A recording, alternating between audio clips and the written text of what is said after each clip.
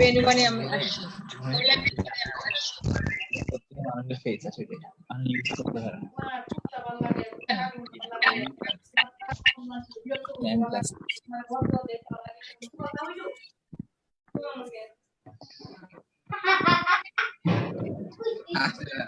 মানুষজন audio on করে রাখছে ইউজ করতে পারে না আসলে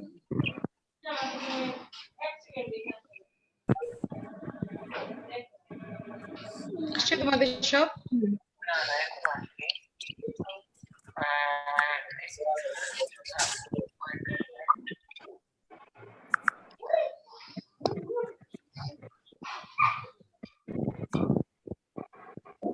একটা কথা, এখানে তো লাইভ দেখাচ্ছে, সবাইকে আমি দেখতেও পাচ্ছি। হ্যাঁ তাসনুম ইসলাম জয়েন ও তাসনুম ভাবি জয়েন করেছে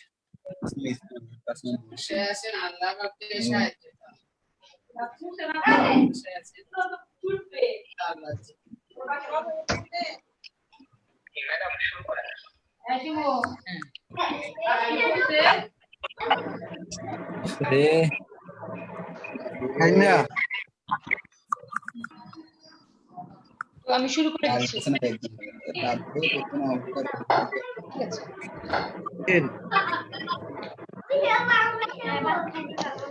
আচ্ছা, আমি অনেক নয়েজ শুনতে পাচ্ছি। সবাইকে একটু মিউট করা যায় নাকি? আমি সাংঘাতিক নয়েজ শুনতে পাচ্ছি।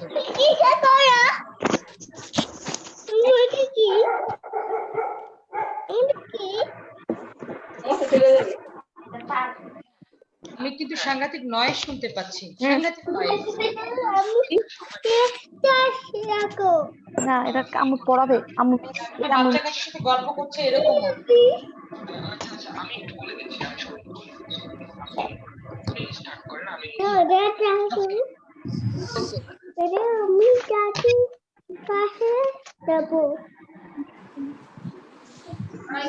আমি শুরু করছি। সবাই একটু কাইন্ডলি নিজের সাউন্ডটাকে মিউট করে নিলে ভালো হয়, তাহলে আমার কথাগুলো শোনা যাবে। আদারওয়াইজ কিন্তু আমার কথা শোনা যাবে না। আমি কিছু বাচ্চার কথা শুনতে পাচ্ছি, মাঝখান দিয়ে কথা শুনতে পেলে কিন্তু আমি আমার পড়ানোটা ঝামেলা হয়ে যাবে।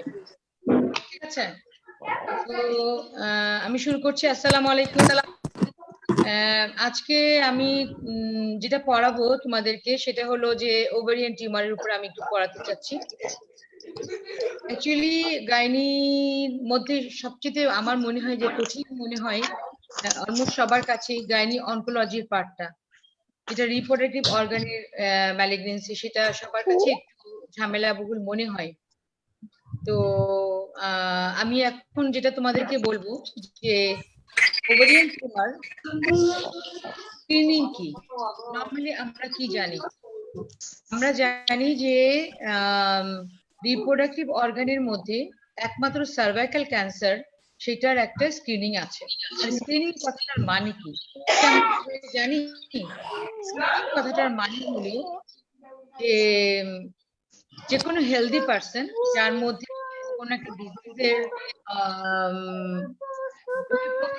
হয় নেই, এখন সে ডিজিজ হেলদি পারসন, তার মধ্যে সেই ডিজিজটা আদৌ আছে কিনা সেটা খুঁজে বের করা।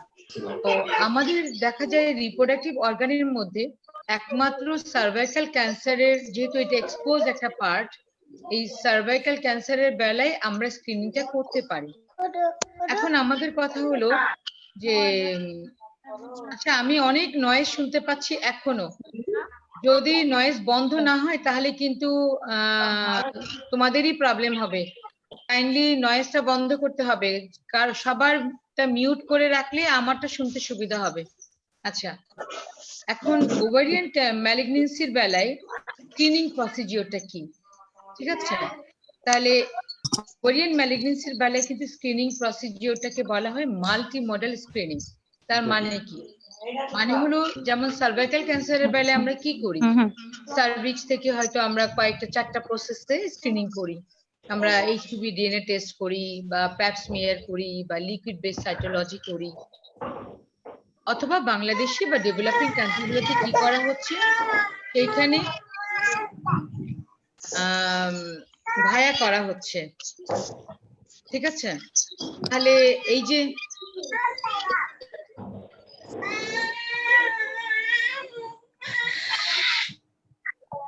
একটা বাচ্চা চিৎকার করে কাঁদছে, সেই সে সে একটু এখান থেকে চলে গেলে ভালো হয়, আমার মনে হয় সে মিউট করে দেখ অথবা সে অফ হয়ে যাক।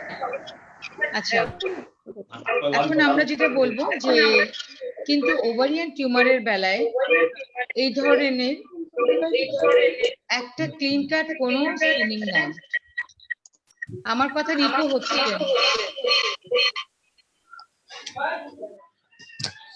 এখানে মাল্টিমডাল স্ক্রিনিং কিরকম, যে কম্বিনেশন করে স্ক্রিনিং করা হবে।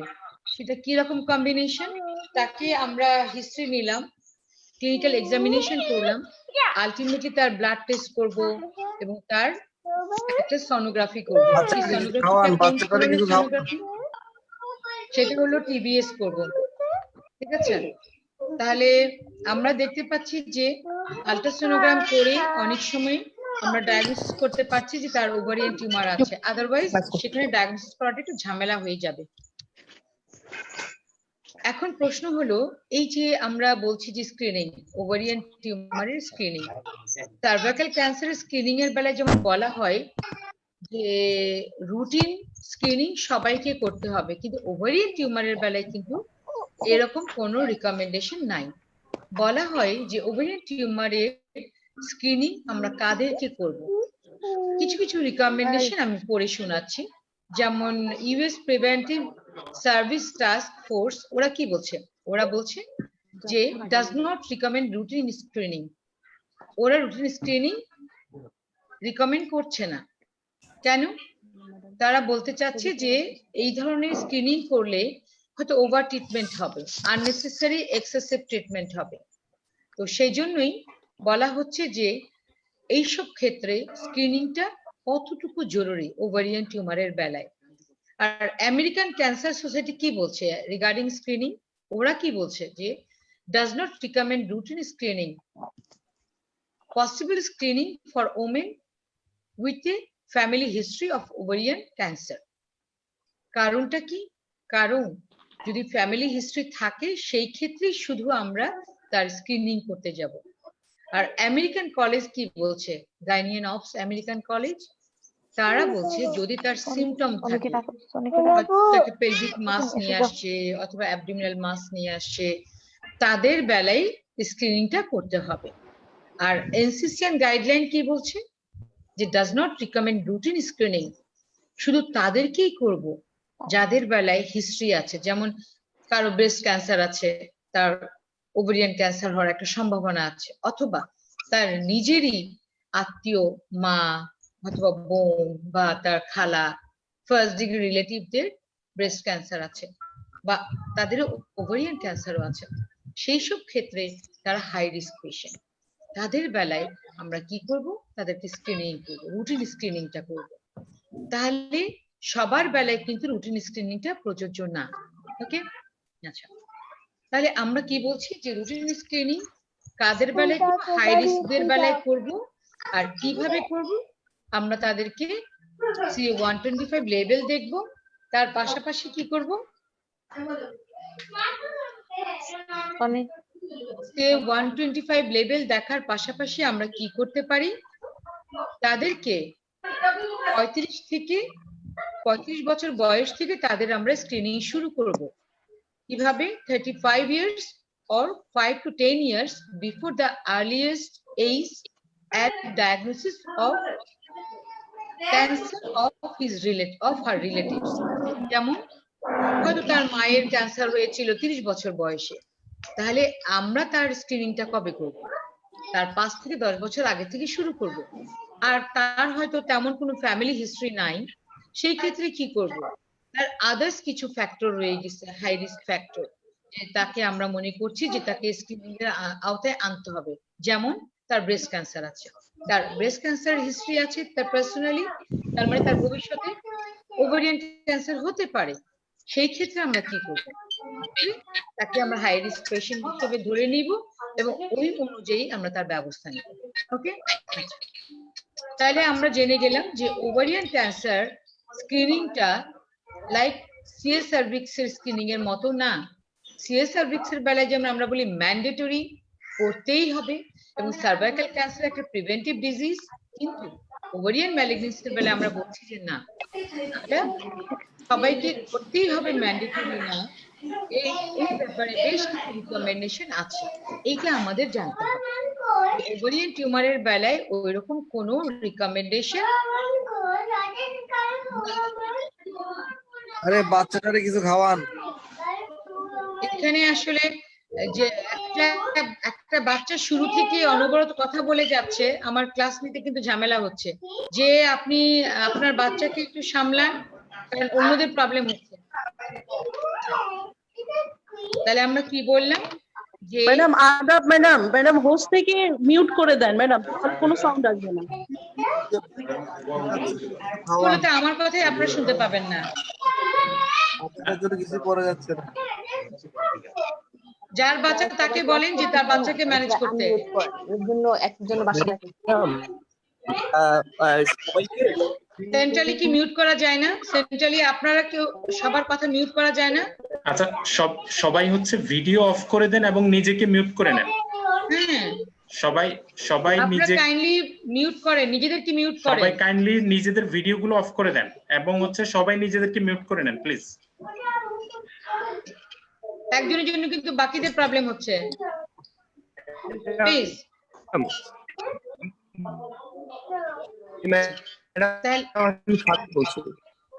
ঠিক আছে, যার বাচ্চা প্রবলেম করছে তা আপনি কাইন্ডলি মিউট হয়ে যান, প্লিজ, আপনি কাইন্ডলি মিউট হয়ে যান। আচ্ছা, এখন আমরা আসি যে এনসিসিএন গাইডলাইন কি বলে আমাদেরকে। আগেও বলেছি যে এনসিসিএন গাইডলাইন আমাদেরকে বলছে যে কেউ হাই রিস্ক পেশেন্ট, তার 35 ইয়ার্স থেকে আমরা তার স্ক্রিনিং শুরু করব, এবং যদি তার রিলেটিভ বা তার নিজেরই কোনো ম্যালিগনেন্সি থাকে, সেই ক্ষেত্রে আমরা কি করব, যখন তার ম্যালিগনেন্সি ধরা পড়েছিল যত বছর বয়সে, তার 5 to 10 ইয়ার্স বিফোর আমরা স্ক্রিনিং স্টার্ট করব। আর কি দিয়ে স্ক্রিনিং করব? ওভারিয়ান টিউমারের বেলায় আগেও বলেছি, হিস্ট্রি থেকে প্রথমে আমরা তার সে হাই রিস্ক কিনা জেনে নিব, দেন ক্লিনিক্যাল এক্সামিনেশন করব, দেন আমরা কি করব, তার কিছু ইনভেস্টিগেশন করব। ইনভেস্টিগেশন করব, আমরা তার আল্ট্রাসোনোগ্রাম করব, তার ব্লাড টেস্ট করব, টিউমার মার্কার কোনটা করব, CA-125। ফ্রম দ্য বিগিনিং এই বাচ্চাটা কথা বলেই যাচ্ছে অনবরত, আমরা বারবার বলার পরেও মিউট করছেন না, সরি। ম্যাডাম আসসালামু আলাইকুম। ম্যাডাম মনে হয় ফর ওভারিয়ান ক্যান্সার, এখানে আমরা এটা দেখতে পাচ্ছি, United states preventive services task force, এরা কি বলছে স্ক্রিনিং এর ব্যাপারে, এর রিকমেন্ডেশন কি? আচ্ছা, সেন্ট্রালি কি কিছু করা যাচ্ছে না? এই যে এইটাকে মিউট করার জন্য সেন্ট্রালি কিছু করা যায়? আমি বুঝলাম না, সবার ক্লাসটা এই নষ্ট করার মানে কি? ম্যাডাম আপনি মিউট করে দেন, মনে হয় তাহলে মিউট হয়ে যাবে। করলে তো আমি নিজেই মিউট হয়ে যাবো রে বাবা।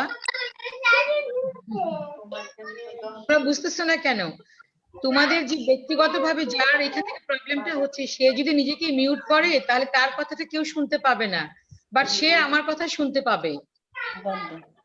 আমি সে মনে কার বাচ্চা আপনি প্লিজ মিউট করেন। হোস্ট থেকে যার সবাইকে বাচ্চা উনি কাইন্ডলি মিউট করেন, প্লিজ প্লিজ, রিকোয়েস্ট। আচ্ছা, আমরা এখন বলি যে স্ক্রিনিং ফর ওভারিয়ান ক্যান্সার, যেটা হলো United states preventive task force, তাদের বক্তব্য কি এই ব্যাপারে? তারা বলছেন যে women with certain hereditary cancer syndrome are at high risk for ovarian cancer। তার মানে একই কথা দাঁড়ালো, আমরা আগে যে কথাগুলো বললাম সেই কথাটাই আবার ঘুরে ফিরে আসছে। সবার বেলায় স্ক্রিনিংটা ম্যান্ডেটরি না, স্ক্রিনিংটার জন্য আমরা আলাদা একটা গ্রুপ সিলেক্ট করব, সেই গ্রুপে আমরা স্ক্রিনিং করব। এই বাচ্চাটা অনবরত কথা বলে যাচ্ছে এবং যাকে বারবার কিন্তু মিউট করছেন না। আমি অবাক হচ্ছি যে একজন ডক্টর হয়ে উনি কি করে পাচ্ছেন যে ওনার বেবিটাকে ম্যানেজ করছেন না। উনি মিউট হয়ে এখান থেকে অফ হয়ে গেলেই তো হয়।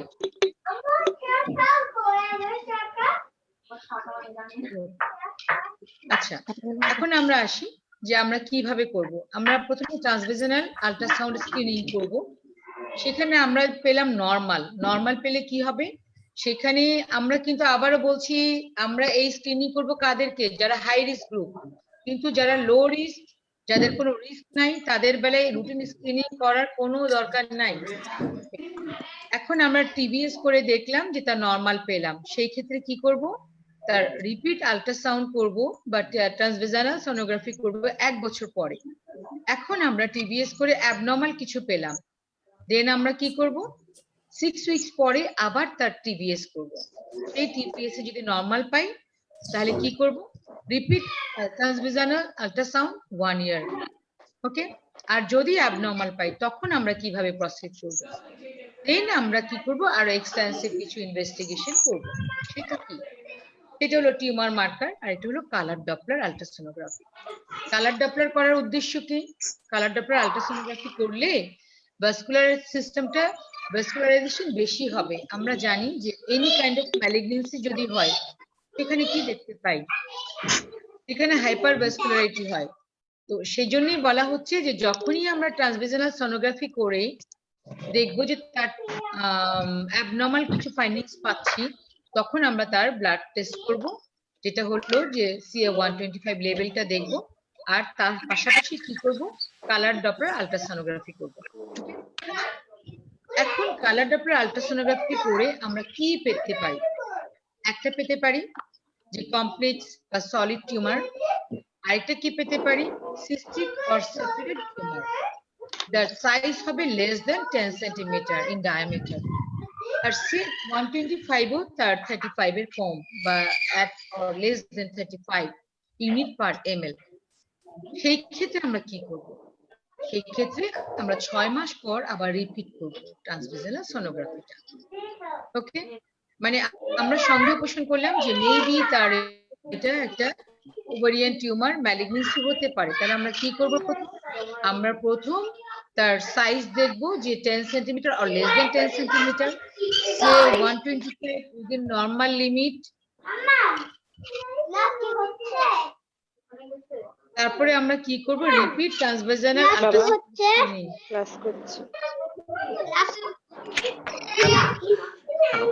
খুবই ডিস্টারবেন্স হচ্ছে, খুবই ডিস্টারবেন্স হচ্ছে ম্যাডাম আসলে। আপনি, আচ্ছা আমি একটু আপু রিকোয়েস্ট আপনি করি যে সবাইকে, আপু আপনারা বলেছেন ক্লাস ফেসবুকে, করছি উনি অফ করেন। সবাইকে ফেসবুকে দেখা যাচ্ছে, তো আপনারা সবাই জুম লিভ করতে পারেন, আপনারা ফেসবুকে লাইভ হচ্ছে, আপনারা ফেসবুকে চলে যান, ফেসবুকে দেখেন। আর ম্যাডাম আপনি সবাইকে মুট করে দেন, সমস্যা নেই, আপনি মুট হবেন না, আপনি হোস্ট আছেন তো ওইখানে অপশন থেকে আমি মিউট করে দিব, জি সবাইকে মিউট করে দেন, সবাইকে মিউট করে দেন। মানে আমি মিউটে প্রেস করলে আমারটা তোমরা শুনতে পাবা? জি জি আপনারা শোনা যাবে, সমস্যা নেই ম্যাডাম, আপনি ওই যে মিউট অল পার্টিসিপেন্টস দিয়ে দেন। ম্যাডাম আমি একটু ম্যানেজ পার্টিসিপেট অপশনটা সবাইকে মিউট করতে হবে। পার্টিসিপেন্টে যাব না, জি পার্টিসিপেন্টসে যান, হ্যাঁ, গিয়ে মিউট অল দিয়ে দেন, মিউট অল। জি নিচে। ওকে, হ্যাঁ, এখন আমাকে তোমরা শুনতে পাচ্ছ? অবশ্য অল দিয়ে দিয়েছে, এখন তোমরা আর বলবা কি করে? হ্যাঁ ম্যাডাম শুনতে Okay. পাচ্ছি। হ্যাঁ শুনতে পাচ্ছি ম্যাডাম। ও তাহলে মিউট অল হলো কি করে?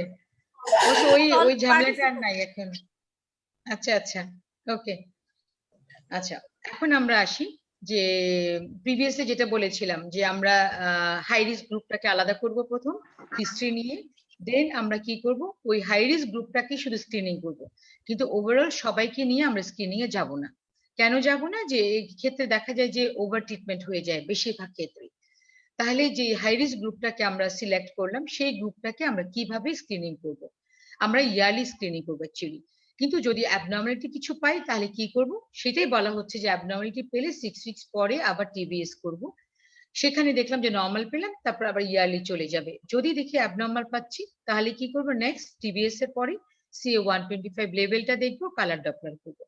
দেন ওইখানে আমরা দেখলাম যে তার CA-125 লেভেলটা নর্মাল রেঞ্জে আছে, এবং দেখলাম যে তার সাইজটা, ওভারিয়ান টিউমারের সাইজটা less than or at 10 centimetre বা এর কম। সেই ক্ষেত্রে আমরা আবার কি করবো, 6 মাস পর রিপিট করবো স্ক্রিনিংটা। আর যদি দেখি সলিড টিউমার তাহলে ডায়াগনস্টিক সার্জারি। সেই ক্ষেত্রে কি ল্যাপারোটমি। যখন আমরা দেখবো সলিড টিউমার CA-125 লেভেল বেশি, তখন আমরা ডায়াগনস্টিক ল্যাপারোটমি করব। ওকে, আচ্ছা।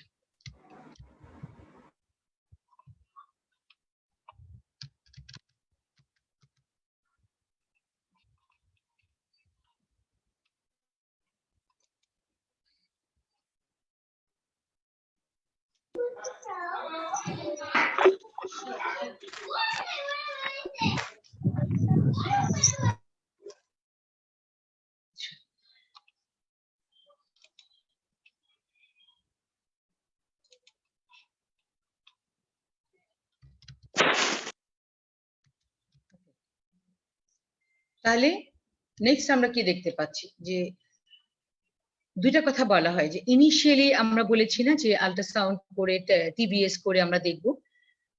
কিছু কিছু স্কুল বলে যে না, প্রথমে আমরা TBS শুধু একা করব না, TBS এর সাথে ট্রান্সভিশনাল কালার ডপলারটা করে নিব, করে নিয়ে দুইটা দেখে তারপরে আমরা প্রসিড করব ফার্দার। নেক্সট আমরা আসি যে আমরা এই যে ওভারিয়ান টিউমার শুনলেই আমরা মনে করবো না এটা ম্যালিগনেন্সি, কারণ কিছু বিনাইন কন্ডিশন আছে, কিছু ফাংশনাল সিস্ট পাওয়া যায়। ফাংশনাল সিস্ট গুলা কি, যেগুলো নন নিওপ্লাস্টিক, এটা ম্যালিগনেন্ট না। কিন্তু অনেক ক্ষেত্রে দেখা যায় যে খুব ম্যাল ট্রিটমেন্ট হয়। ম্যাল ট্রিটমেন্ট কিরকম, হয়তো একটা আল্ট্রাসোনোগ্রাফ করলো, দেখলো যে আচ্ছা একটা সিস্ট পাওয়া যাচ্ছে, সঙ্গে সঙ্গে ধরে ও আচ্ছা একটা সিস্ট পাওয়া যাচ্ছে, এটাকে রিমুভ করো। কখনো এই কাজটা করা যাবে না, কারণ ওভারি একটা ভাইটাল অর্গান, যে ভাইটাল অর্গানটা একটা ওর মূল কাজ হলো hormone producing and ovum production. কাজে ওভারিকে আমরা যখন তখন যে কোনো ভাবে এটা রিমুভ করব না। তাহলে আমরা ফাংশনাল সিস্ট জিনিসটা কি, যেমন follicular cyst, corpus luteum cyst, theca lutein cyst, আর কি হতে পারে রিপ্রোডাক্টিভ এইজে এনি কাইন্ড অফ লেশন থাকতে পারে। আমরা মনে করি যে একটা রিপ্রোডাক্টিভ এইজের লেডির যদি 8 to 10 সেন্টিমিটারও হয়, সেটা সিস্টিক ইন নেচার হয়, ওর ক্যাপসুলটা ওয়ালটা খুব থিন হয়, সেই ক্ষেত্রে আমরা ধরে নিব it may be a case of benign. আর টিউমার মার্কার যদি নর্মাল থাকে, তার মানে একটা সিস্ট 8 to 10 সেন্টিমিটার হলেই যে এটা মারাত্মক কিছু তা কিন্তু না। ওকে, যেমন এন্ডোমেট্রিওসিস একটা সিস্ট, বাট এটা কি, এটা হলো বিনাইন। নেক্সট, আর ফাংশনাল সিস্ট আমরা বুঝবো কি করে? ওকে, আমরা কিছু ক্লিনিক্যাল ফিচার দিয়েও বুঝতে পারি যে হ্যাঁ এটা ফাংশনাল সিস্ট, এটা প্যাথোলজিক্যাল কিছু না, একে আমরা কোনো ঝামেলায় যাব না। ওকে, সেই ঝামেলায় যাব না মানে কি, যেমন ওভারিয়ান ফলিকুলার সিস্ট, সেটা কিরকম? ওভারিয়ান ফলিকুলার সিস্ট হলো অ্যাসিম্পটোমেটিক, ওর তেমন কোনো সিমটম থাকবে না, হয়তো ইনসিডেন্টাল একটা ফাইন্ডিং হতে পারে, আল্ট্রাসোনোগ্রাম করলো এমনি হয়তো তার লোয়ার অ্যাবডোমিনাল পেইন হচ্ছে বা কিছু, কোনো কারণে সে আল্ট্রাসাউন্ড করলো, করে দেখলো যে হঠাৎ করে একটা সিস্ট পাওয়া যাচ্ছে, কিন্তু তার কোনো সিমটম নাই। কিন্তু দেখা গেল যে যে সিস্টটা পাওয়া যাচ্ছে তার কোনো সিমটমও নাই, সেটা ইউনিলকুলার, তার ডায়ামিটারটা কম 6 সেন্টিমিটার বা তারও কম। তাহলে আমরা কি করব, তাকে ফলো আপে রাখবো এবং দেখবো যে আস্তে আস্তে রিগ্রেস করে যাবে। ওকে, আচ্ছা। তবে ফলিকুলার সিস্ট যা লুটিন সিস্টটা কিন্তু একটু ফার্ম বা সলিড টাইপের হয়, এবং সেই ক্ষেত্রে আমরা হিস্ট্রির সাথে মিলাতে হবে। অনেক সময় পিসিওস এর বেলায় কি হয়, পিসিওস এর বেলায় দেখা যায় যে লম্বা সময় ধরে তার হরমোনাল ইমব্যালেন্সের জন্য তার কিছু ফার্ম বা সলিড সিস্ট দেখতে পাই।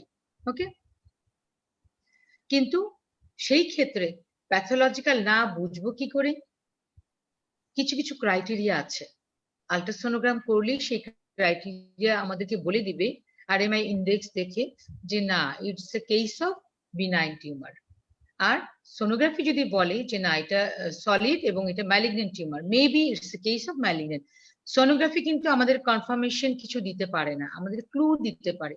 ক্লু পাওয়ার পরে নেক্সট আমরা প্রসিড করব যে ফার্দার আমি সার্জারিতে যাব কি যাব না। ওকে, আচ্ছা। এখন থিকা লুটিন সিস্ট, সেটা আমরা কি করে ডায়াগনোসিস করব? আমরা তার ব্লাড টেস্ট করলেই দেখবো যে তার গ্লোমেরুলার লেভেল অনেক বেশি, ইউজুয়ালি বাইল্যাটারাল হচ্ছে, আর তার ডায়ামিটার কিরকম 10 to 15 সেন্টিমিটার ডায়ামিটার। ওকে, আচ্ছা। প্রবলেম কি হতে পারে? যদিও এরা বিনাইন, কিন্তু বিনাইন টিউমার হলেও কিছু প্রবলেম করতে পারে। কি প্রবলেম করতে পারে সেটাই আমরা এখন বলবো। যে অনেক সময় দেখা যায় যে একটা বিনাইন সিস্ট বাট এটা মডারেট সাইজ হলে কি হয়, বেশি বড় সাইজ হলেও সেটা মুভ করতে পারে না, আবার ছোট সাইজ হলেও টুইস্টিং হলেও আবার আনটুইস্ট হয়ে যায়। কিন্তু যখন মডারেট সাইজ হয় তখন কি হচ্ছে, সেটা এমন টুইস্ট হচ্ছে যে সেটা আর আনটুইস্টিং হচ্ছে না। তো সাডেনলি একটা ওভারিয়ান বিনাইন সিস্ট নিয়ে আমাদের কাছে আসতে পারে কিভাবে, অ্যাকিউট অ্যাবডোমেন নিয়ে আসতে পারে, তার মানে টুইস্টেড ওভারিয়ান সিস্ট। সেই ক্ষেত্রে আমাদের করণীয় কি? আমাদের করণীয় এইসব ক্ষেত্রে আমাদের ইমিডিয়েটলি পেইন কিলার দিতে হবে, তাকে পেইনটা রিমুভ করতে হবে, দেন আমরা তাকে ল্যাপারোটমি করব। ল্যাপারোটমি করার পরে আমাদের কাজ কি হবে? ইয়াং মেয়ে, আনম্যারিড অথবা ম্যারিড, তার বেবি নাই, আমাদেরকে কি করতে হবে? আমাদের টার্গেট থাকতে হবে, আমার অ্যাপ্রোচ থাকবে কনজারভেটিভ।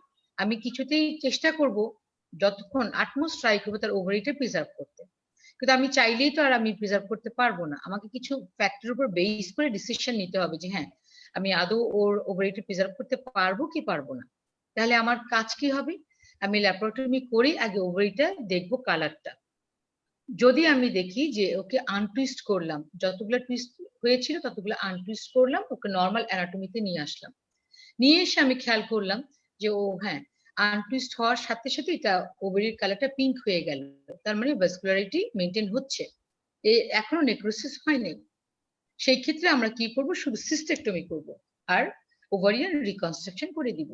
ওকে, বাট যদি আমরা দেখি যে না আমরা আনটুইস্ট করার পরেও ওই ওভারিটা একদম ব্ল্যাকিশ হয়ে গেছে, তার মানে ওখানে নেক্রোসিস গ্যাংগ্রিন ডেভেলপ করছে, সেই ক্ষেত্রে আমরা কিছুতেই তার ওভারিটা রাখতে পারবো না। কারণ কি, আমরা যদি ওই ওভারিটা রেখে আসি, মনে করলাম যে তার ফার্টিলিটি হ্যাম্পার হতে পারে, রেখে আসলাম, তাহলে কি হবে? তার লাইফ রিস্ক হয়ে যাবে, লাইফ হ্যাজার্ড হয়ে যাবে। কারণ ওই গ্যাংগ্রিনাস ওভারি থেকে তার সেপ্টিসেমিয়া হয়ে যাবে, আলটিমেটলি মাল্টিপল অর্গান ফেলিউর, দেন ডেথ। সেই জন্যই আমরা এই ধরনের টুইস্টেড ওভারিয়ান টিউমারের বেলায় ফার্স্ট আমাদের কাজ হবে তার পেইন রিমুভ করা, দেন তাকে একটা ব্রড স্পেকট্রাম অ্যান্টিবায়োটিক দেওয়া, তার ল্যাপারোটমি করা, আনটুইস্ট করার পরে তার কালার দেখা, কালার যদি পিঙ্ক হয়ে যায় আনটুইস্টের পরে, তার মানে ভাস্কুলারিটি মেনটেন হচ্ছে, তখন আমি প্রিজার্ভ করব, শুধু সিস্টেক্টমি করে দিব। আর দেখলাম যে তাকে আনটুইস্ট করার পরেও সে ব্ল্যাকিশ হয়ে আছে, গ্যাংগ্রিনাস, সেই ক্ষেত্রে তাকে আমরা কখনোই রাখবো না, তখন আমরা ওভারিটা রিমুভ করতে হবে, স্যাক্রিফাইস করতে হবে। ওকে, নেক্সট।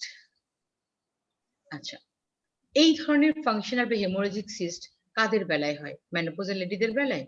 না, কখনোই না। মেনোপজাল লেডিদের বেলায় কখনোই এই ধরনের সিস্ট হয় না। এই সিস্ট ইউজুয়ালি হয় কাদের বেলায়? রিপ্রোডাক্টিভ এজ গ্রুপের। এবং আমরা যদি মেনোপজাল লেডিদের বেলায় আমরা বলেছি না রিপ্রোডাক্টিভ এজে যদি আমরা 10 সেন্টিমিটারও দেখি, থিন ওয়াল পাই, ভিতরে ফ্লুইডটা cystic in nature, tumour marker normal, তাহলে আমরা নর্মাল মনে করছি। But in case of menopausal lady, তার রিপ্রোডাক্টিভ এজ না, সেই ক্ষেত্রে এনি কাইন্ড অফ সিস্ট পেলেই আমরা এটাকে প্যাথোলজিক্যাল ধরে নিব। কারণ রিপ্রোডাক্টিভ এজে হরমোনের কারণে তার সিস্ট তৈরি হতে পারে, কিন্তু মেনোপজাল লেডির বেলায় তার হরমোনাল তো সাপোর্ট নাই, সেই ক্ষেত্রে এরকম টিউমার বা সিস্ট হওয়ার কথা না। কাজে any kind of cyst in case of menopausal lady immediately আমাদেরকে মেশার নিতে হবে। ওকে, এখানে একটা কথা বলেছে যে কর্পাস লুটিয়াল সিস্টের অবস্থাটা কি।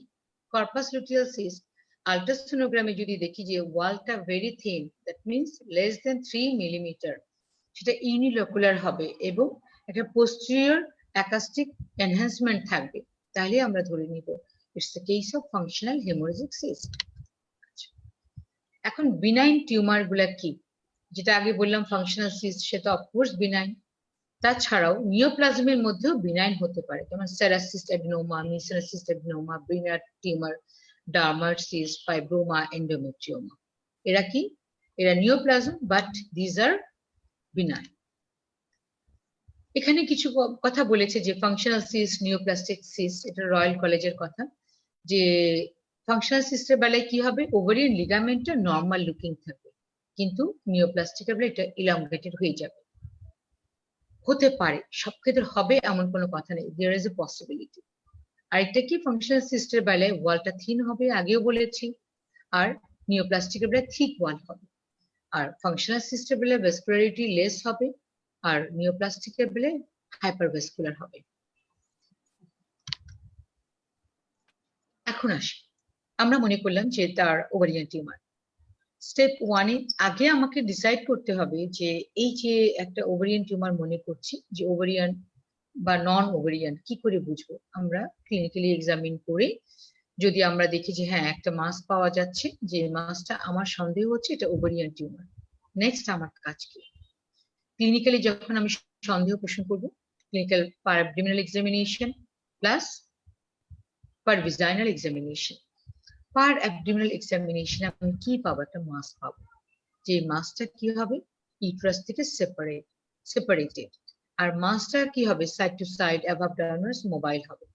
ওকে, তবে কথা থেকে যায় যে বিনাইন টিউমার হলে সেই টিউমারটা কিরকম হবে? যেহেতু বিনাইন টিউমার কিরকম হয়, সে সারফেসটা স্মুথ থাকে। একটা বিনাইন টিউমার যখন আমরা পালপেশন করবো, পালপেশন করলে কি পাবো? তার সারফেস দেখবো, স্মুথ একটা সারফেস থাকবে, তার মার্জিন কিরকম থাকবে, ওয়েল ডিফাইন্ড একটা মার্জিন পাবো, তার সাথে তার কনসিস্টেন্সিটা পাবো, সিস্টিক ইন কনসিস্টেন্সি। আর কি দেখবো? তার মোবিলিটি যদি দেখি, দেখবো যে হ্যাঁ মোবাইল ইন অল ডিরেকশন, আমরা উপর নিচ করছি, নাড়াতে পারছি, সাইড টু সাইড নাড়াতে পারছি, দ্যাট মিনস এটা mobile in all direction. But problem কোথায়? ম্যালিগনেন্সিটা আমরা ক্লিনিক্যালি কিভাবে ধারণা করবো যে হ্যাঁ এটা আমার মনে হচ্ছে যে, আমরা অনেক সময় ক্লিনিক্যালি দেখিয়ে বলি না, না আমার সন্দেহ হচ্ছে এটা বিনাইন, এটা ম্যালিগনেন্ট হবে। সন্দেহ পোষণ করি কখন? কখন আমার সন্দেহটা হবে? আচ্ছা, সন্দেহ হবে আমি যা যা বললাম তার বিপরীত যদি হয়। যেমন দেখলাম যে টিউমারটা হাত দিয়ে এর সারফেসটা ইরেগুলার, নব লাইক, সারফেসটা স্মুথ না, নুডুলার সারফেস। তার সাথে কি দেখলাম যে মার্জিনটা আমি ওয়েল ডিফাইন্ড কোনো মার্জিন পাচ্ছি না, ইল ডিফাইন্ড মার্জিন। আর কনসিস্টেন্সি কেমন পেলাম? Solid in consistency. আর কি পাবো? তার মোবিলিটি রেস্ট্রিক্টেড হবে। কারণটা কি? যখনই ম্যালিগনেন্সি হয়, আর্লি ম্যালিগনেন্সিতে যখন ক্যাপসুল ইনট্যাক্ট থাকে তখন কিন্তু বিনাইনের মতনই ফিচার দেখায়, বাট যখনই সেটা ম্যালিগনেন্সি মানে কি, সে অলওয়েজ ইনভেড করে করে আশেপাশের টিস্যুতে ঢুকে যায়। এখন যদি একটা ovarian tumour, advance ovarian tumour হয়, কি হবে? সে আশেপাশে ঢুকে যাবে না, মানে ইনভেড করে যাবে না। ইনভেড করে গেলে কি হবে? বা পাউচ অফ ডগলাসে গিয়ে ইনভেড করে বসে থাকবে। তখন আমি ওই টিউমারটাকে, টিউমার পাবো ঠিকই, কারণ এর ক্লিন কাট কোনো মার্জিন পাবো না, দেখি যে আমি ধরে মুভ করতে পারবো না, মনে হবে কি একটা মাস পাচ্ছি, ইল ডিফাইন্ড মাস পাচ্ছি, সলিড ইন নেচার, বাট আমি এক উপর নিচে বা আশেপাশে নাড়াতে পারছি না। তখনই আমার সন্দেহ হবে maybe it's a case of malignant ovarian tumour. তাহলে আমি ক্লিনিক্যালি প্রথমে ধারণা করলাম এটা ম্যালিগনেন্ট ওভারিয়ান টিউমার, তারপর আমি কি করব? আমি আলট্রাসোনোগ্রাফি করব। এই স্লাইডে আমরা দেখতে পাচ্ছি আলট্রাসোনোগ্রাফি করলেই মোটামুটি আমি বেশ কিছু ভালো ক্লু পেয়ে যাব, যেমন সিম্পল সিস্ট কি, হেমোরেজিক সিস্ট নাকি, এন্ডোমেট্রিওমা নাকি, ম্যাচিওর সিস্টিক টেরাটোমা কিনা, বা এনি আদার ম্যালিগনেন্সি কিনা। তাহলে প্রথম আমি ক্লিনিক্যালি দেখলাম, সন্দেহ পোষণ করলাম, দেন আমি একটা ইমেজ করলাম। ইমেজটা কোনটা সবচেয়ে চিপ কস্ট ইফেক্টিভ কোনটা? আলট্রাসোনোগ্রাম। আমি আলট্রাসোনোগ্রাম করলাম, করে আমি দেখলাম যে হ্যাঁ আমার ক্লিনিক্যাল ফাইন্ডিংস এর সাথে আমি আলট্রাসোনোগ্রামের ফাইন্ডিংস এর একটা মিল খুঁজে পাচ্ছি। দেন আমি ধারণা করে ফেললাম যে আচ্ছা ঠিক আছে, আমি মনে করে নিচ্ছি যে আইদার বিনাইন অর ম্যালিগনেন্ট। এখন আমি তাকে ক্যাটাগরাইজ করব, সে কি লো রিস্ক পেশেন্ট না হাই রিস্ক পেশেন্ট। কিভাবে? আগেই বলেছিলাম হিস্ট্রি, কারণ আমরা জানি যে ওভারিয়ান টিউমার বেশ কিছু ক্ষেত্রে হেরিডিটারি আসতে পারে। সেই হেরিডিটারিটা কি জিনিস? যেমন আমরা জানি দুইটা জিন আছে, BRCA1, BRCA2। BRCA1 কোথায় থাকে? 17 ক্রোমোজোম আছে আমাদের, সেখানে থাকে। আর BRCA2 কোথায় থাকে? 13 নাম্বার ক্রোমোজোমের মধ্যে থাকে। এদের কাজ কি? BRCA1 এর কাজ হলো ইউজুয়ালি ব্রেস্ট টিস্যু গুলাকে, ব্রেস্ট সেল গুলাকে প্রপারলি প্রলিফারেশন করানো। এখন যদি BRCA1 এ কোনোভাবে মিউটেশন হয়ে যায়, নষ্ট হয়ে যায় জিনটা, তাহলে কি হয়? ব্রেস্ট ক্যান্সার হয়। আর ব্রেস্ট ক্যান্সারের সাথে অনেক ক্ষেত্রে বলা হয় যার ব্রেস্ট ক্যান্সার থাকে তার ওভারিয়ান ক্যান্সার হওয়ার একটা সম্ভাবনা থাকে। ওকে, আচ্ছা, এখন BRCA2 এর কথা বলি। BRCA2 এর বেলায় বলা হয় BRCA2 রিলেটেড কার কার সাথে, অফকোর্স ওভারিয়ান টিউমার, তার পাশাপাশি প্যানক্রিয়াসের টিউমার, কোলনের টিউমার, এগুলোর সাথে রিলেটেড থাকে। এখন আমরা যদি দেখি যে হ্যাঁ ওর ফ্যামিলিতে কারো ক্যান্সার ছিল, সেটা not only ovarian tumour, CA breast, CA colon, এই জাতীয় হিস্ট্রি ছিল, তাহলে আমরা ধরে নিব ওর ম্যালিগনেন্সির একটা হেরিডিটারি কানেকশন আছে, তাহলে তাকে আমরা হাই রিস্কের মধ্যে ফেলে দিব। বাট তার নিজের ব্যক্তিগতভাবে আমরা এমন অনেক পেশেন্ট পাই যার সিএ ব্রেস্ট ছিল, তার পরবর্তী সময় দেখা গেল ওভারিয়ান টিউমার নিয়ে আসছে, ম্যালিগনেন্ট ওভারিয়ান টিউমার নিয়ে আসছে। ওকে, আচ্ছা, তাহলে আমরা ক্যাটাগরাইজ করলাম স্টেপ 3 তে। এখন আমাদের কাজ কি হবে? আমরা যখনই ক্যাটাগরাইজ করে ফেললাম যে হ্যাঁ এ লো রিস্ক, ওকে, আমি ওই অনুযায়ী ট্রিটমেন্ট করবো, অ্যাকর্ডিংলি আমি ট্রিটমেন্ট প্ল্যান করবো। আর আমি এখন মনে করছি যে না এ হাই রিস্ক পেশেন্ট, এর সবকিছু আমার মনে হচ্ছে ম্যালিগনেন্সির দিকে যাচ্ছে, দেন আমি কি করব? এই ক্ষেত্রে বলা হয় যে নেক্সট আমি হাইয়েস্ট ইমেজিং এ যাব। আল্ট্রাসোনোগ্রামের পরে যখন আমার সন্দেহ পোষণ করবো, তখন আমি এর উপরে যে ইমেজিং গুলো আছে সেটা করব। সেটা কোনটা করব? আমি কি এই ক্ষেত্রে তার সিটি স্ক্যান করবো না MRI করবো? অ্যাকচুয়ালি বলা হয় in case of ovarian tumour যদি আমি অপারেশন করতে চাই, এটা অপারেবিলিটির মধ্যে আছে, সেই ক্ষেত্রে আমার বেস্ট চয়েস হলো MRI। কারণ MRI আমার সফট টিস্যু গুলার লোকেশন বলে দিবে, সফট টিস্যু প্লেনের মাঝখান দিয়ে ক্লিভেজটা মেনটেন হচ্ছে কিনা সেটা আমাকে বলে দিবে। তাহলে আমি যখন সার্জারি করতে যাব, প্রবলেমটা কোথায়? সার্জারি করতে প্রবলেম কি হয় সেটা আমি বলছি। যখন অপারেশন করতে যাই অনেক ক্ষেত্রে আমরা দেখি পেটটা খুললাম ঠিকই, ল্যাপারোটমি করলাম ঠিকই, কিন্তু টিউমারটা এমন ভাবে ইন্টেস্টাইন বা আদার স্ট্রাকচারের সাথে এমন ভাবে লেগে আছে যে আমরা তাকে সেপারেট করে আনতে পারবো না। তাহলে আমাকে কি করতে হবে? আমাকে আগে থেকে ডিসাইড করতে হবে যে এই patient candidate for primary surgery, নাকি তাকে আমি কেমোথেরাপি দিব, যেটাকে আমরা বলি নিউ অ্যাডজুভেন্ট কেমোথেরাপি। মানে যেই পেশেন্টকে আমি মনে করছি যে না আমি সার্জারি করতে পারবো না, আমার সার্জারি করতে গেলে ওপেন অ্যান্ড ক্লোজ করতে হবে, আদারওয়াইজ ভাইটাল অর্গান ইনজুরি করে ফেলবো, তার মানে তাকে আমি সার্জারি করবো না। তাহলে সার্জারি করব কখন? করবো না বললে ভুল হবে, সার্জারি করব, বাট করবো কখন? আমি আগে কেমোথেরাপি দিব, কেমোথেরাপি দিলে তার সব টিউমার শ্রিঙ্ক করে যাবে, আমার অপারেবিলিটি বাড়বে, তারপরে আমি তাকে সার্জারিতে যাব। এই যে কেমোথেরাপি দিচ্ছি with the intention to do surgery letter on, এটাকে বলা হয় নিউ অ্যাডজুভেন্ট কেমোথেরাপি। ওকে, আচ্ছা, এই যে নিউ অ্যাডজুভেন্ট কেমোথেরাপি দিব নাকি তাকে প্রাইমারি সার্জারি করব, সেই জিনিসটা ডিসাইড করার জন্য আমাকে করতে হবে সিটি স্ক্যান। সিটি স্ক্যান কেন করব? কারণ MRI আমাকে সফট টিস্যু সবকিছুই বলে দিতে পারছে যেন আমি সার্জারি করতে আমার ইজি হয়, কিন্তু সিটি স্ক্যান আমাকে বলে দিবে পেরিটোনিয়াম ইনভলভ হয়েছে কিনা। পেরিটোনিয়ামের ইনভলভমেন্টটা আবার MRI বলতে পারে না। MRI অন্য সফট টিস্যুর কথা বলে দিতে পারে, কিন্তু পেরিটোনিয়াম ইনভলভ হলো কি হলো না সেটা কিন্তু আমার MRI বলে দিতে পারে না। তার মানে আমরা প্রথমত আল্ট্রাসোনোগ্রাম করলাম, আমি ক্লিনিক্যালি দেখার পরে আল্ট্রাসোনোগ্রাম করার পরে টিউমার মার্কার করার পরে মোটামুটি আমি প্ল্যান করলাম যে আমার মনে হচ্ছে এটা ম্যালিগনেন্ট ওভারিয়ান টিউমার। এখন আমার নেক্সট প্ল্যান কি, যে একে আমি সার্জারি করব নাকি আমি নিউ অ্যাডজুভেন্ট কেমোথেরাপি দিব, এটাই আমার নেক্সট প্ল্যান। ওকে, আচ্ছা, এখন আমি যদি ডিসাইড করি যে হ্যাঁ একে আমি সিটি স্ক্যান করলাম, বলে দিল যে পেরিটোনিয়াম ইনভলভ হয়ে গেছে, তার মানে একে আমি সার্জারি করতে পারবো না। আসলে পেরিটোনিয়াম ইনভলভ হওয়া মানে অ্যাডভান্স কেস, আমি একটু পরেই স্টেজিং দেখাবো, ওভারিয়ান টিউমারের স্টেজিং দেখাবো, তার মানে অ্যাডভান্স স্টেজ, একে আমি সার্জারি করতে পারবো না। ওকে, আর আমার সিটি স্ক্যান বলে দিল যে না পেরিটোনিয়াম ইনভলভমেন্ট হয় নাই, তখন আমি ধরে নিলাম তার মানে আমি সার্জারি করতে পারবো, মানে প্রাইমারি সার্জারি করতে পারবো। প্রাইমারি ট্রিটমেন্টই হবে অপশন সার্জারি, এটাকে বলা হয় প্রাইমারি ডিবাল্কিং সার্জারি। তার মানে আমি প্রাইমারি ডিবাল্কিং সার্জারি করতে পারবো এই পেশেন্টকে। দেন আমি সার্জারি আমি কতটুকু করতে পারবো ক্লিয়ারলি সেটা বোঝার জন্য আমি MRI করি।